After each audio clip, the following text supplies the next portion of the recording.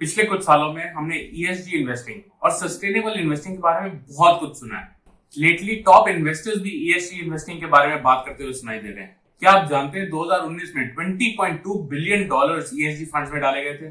जो total assets under management है ESG funds में एज ऑफ 2019 बढ़कर $137.3 बिलियन यानी 10 लाख करोड़ रुपए से भी ज्यादा हो गए थे। लेकिन एक्सपर्ट्स का मानना है कि ईएसजी फंड्स और सस्टेनेबल इन्वेस्टिंग के लिए ये तो सिर्फ शुरुआत है। ऐसे में आईसीआईसीआई प्रूडेंशियल अपना नया एनएफओ लेके आ रहा है जिसका नाम है आईसीआईसीआई प्रूडेंशियल ईएसजी फंड। आज के इस वीडियो में हम आपको बताएंगे कि सस्टेनेबल इन्वेस्टिंग और ईएसजी फंड्स होते क्या है। हम आपको साथ ही साथ ये भी बताएंगे कि आईसीआईसीआई प्रूडेंशियल ईएसजी फंड की क्या स्ट्रैटेजी है, उसके क्या फीचर्स हैं और क्या आपको इसमें इन्वेस्ट करना चाहिए या नहीं। So do keep watching this video till the very end. But before we move any further, please do not forget to hit the subscribe button for regular updates on many more such videos. मैं हूं गौरव सेठ और आप देख रहे हैं जिट funds. जैसा मैंने बताया, आईसीआईसीआई प्रूडेंशियल अपना ईएसजी फंड का एनएफओ लेके आ रहा है।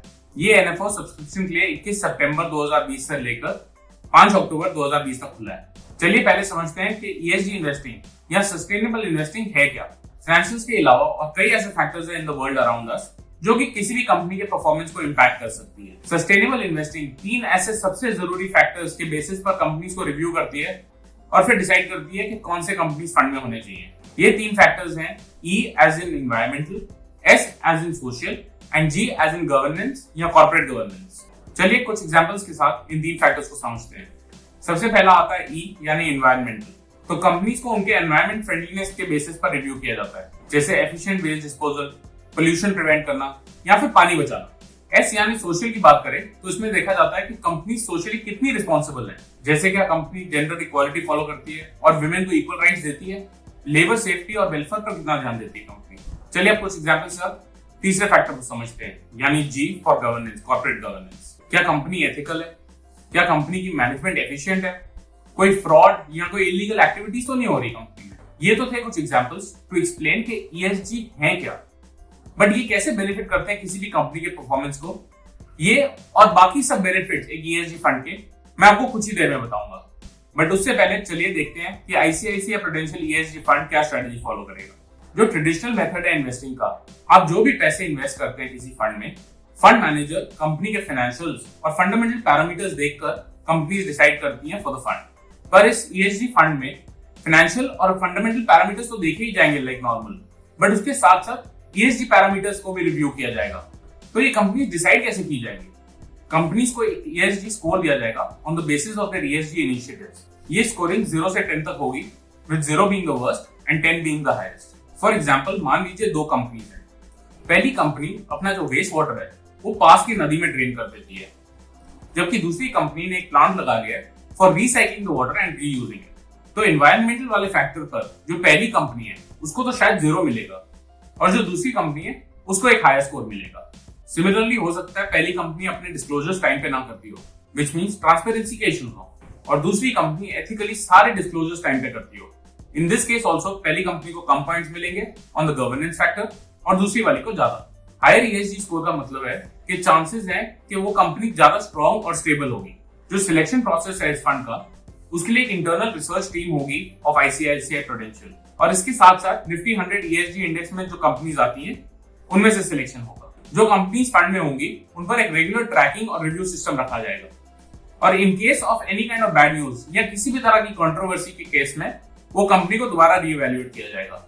फंड की स्ट्रेटजी रहेगी to invest 80 to 100% of its assets in high ESG scoring companies only. ये कंपनी किसी भी सेक्टर में हो सकती है। यहां तक कि आईसीआईसीआई प्रूडेंशियल ईएसजी फंड अपने एसेट्स फॉरेन कंपनीज में भी इन्वेस्ट कर सकता है जिनका ईएसजी स्कोर हाई है। So all in all equities का ये बहुत ही अच्छा डाइवर्सिफाइड पोर्टफोलियो बन सकता है ऑफ वेरी स्ट्रॉन्ग कंपनीज। अब बात करते हैं कि किस तरह की कंपनीज होंगी जो कि इस फंड में इंक्लूड की जा सकती हैं। तो इसके लिए चलिए नजर डालते हैं निफ्टी 100 ईएसजी इंडेक्स के टॉप कंपनीज पर। जैसा आप देख सकते हैं, रिलायंस, इन्फोसिस, एचडीएफसी बैंक और टीसीएस जैसी टॉप परफॉर्मिंग कंपनीज इस फंड में इंक्लूडेड है। इससे ये समझ आता है कि जो कंपनीज अपने ईएसजी फैक्टर्स पर ध्यान देती हैं उनका बेटर परफॉर्म करने के चांसेस भी होते हैं। इसको नंबर्स में बेटर समझने के लिए निफ्टी 100 ईएसजी इंडेक्स के प्रीवियस रिटर्न्स पर नजर डालते हैं।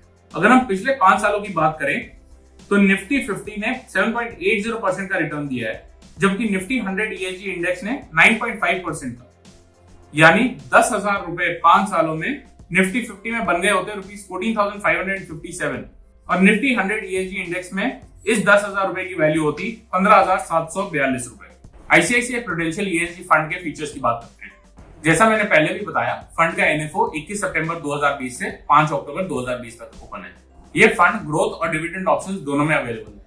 अगर मिनिमम इन्वेस्टमेंट अमाउंट की बात करें तो लमसम के केस में the minimum investment amount required is 5,000 rupees. अगर आप SIPs करना चाहते हैं तो इसमें आप डेली, वीकली या मंथली भी कर सकते हैं with only 100 rupees per SIP। कई और इक्विटी फंड्स की तरह आईसीआईसीआई प्रूडेंशियल ESG फंड पर भी रिडेम्पशन पर कुछ एग्जिट लोड्स लगते हैं। अगर आप अपने यूनिट्स 1 साल के अंदर अंदर बेचते हैं तो इस पर 1% का एग्जिट लोड है। अगर आप परचेज से 1 साल तक होल्ड करके रखते हैं यूनिट्स तो उसके बाद कोई भी एग्जिट लोड नहीं लगेगा।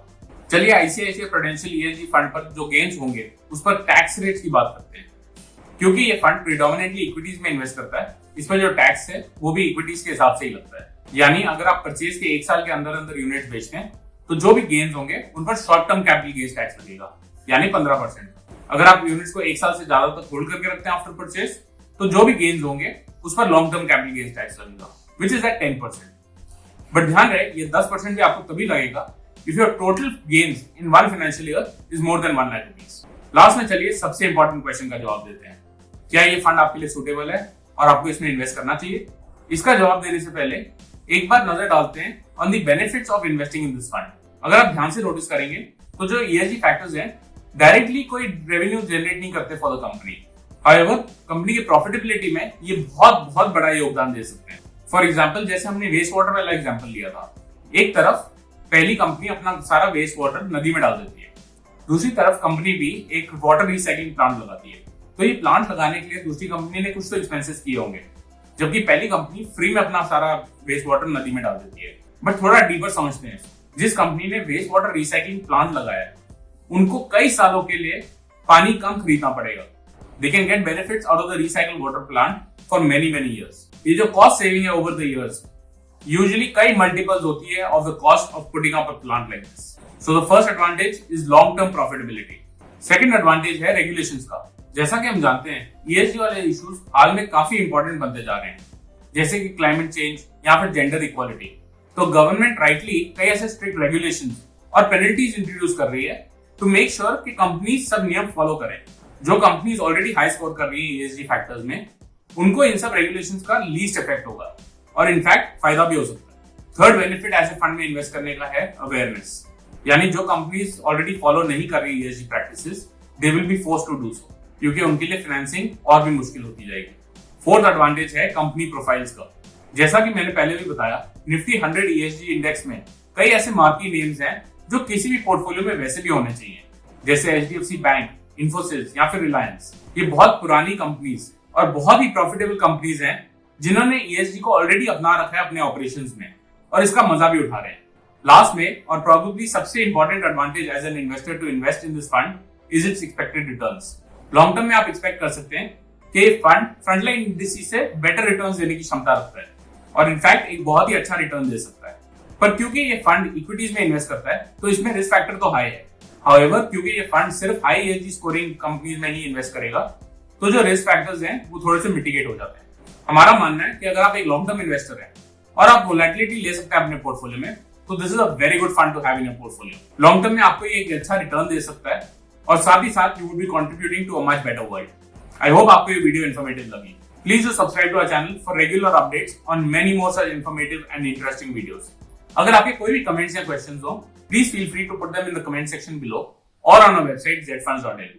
Thank you for watching Z Funds।